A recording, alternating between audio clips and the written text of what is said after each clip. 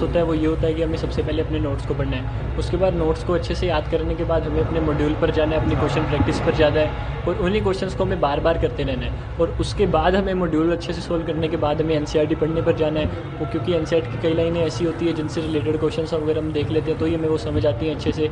इसलिए यही सीक्वेंस होना चाहिए कि पहले नोट्स, उसके बाद क्वेश्चन प्रैक्टिस और उसके बाद एनसीईआरटी। एग्जाम के बाद कितना क्या विश्वास था आपको? एग्ज़ाम के बाद ऐसे अनएक्सपेक्टेड पेपर के बाद मोरल तो डाउन हो ही रहा था, लेकिन आज पेपर से बाहर निकलने के बाद जब हमें पता चला कि आसपास सबका ही स्कोर डाउन जा रहा है, तब कहीं ना कहीं उम्मीद थी कि सिलेक्शन हो जाएगा।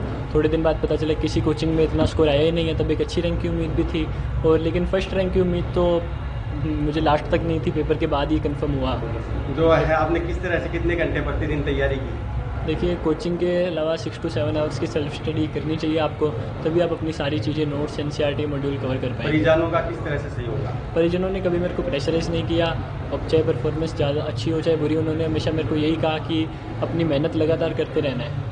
जूनियर्स को क्या कहेंगे आप? जूनियर्स को मैं यही कहूँगा कि आपको अपना दिमाग एक्स्ट्रा लगाना ही नहीं है, कोचिंग की तरफ से जो भी गाइडेंस मिल रही है आपको उसको ब्लाइंडली फॉलो करते चलना है।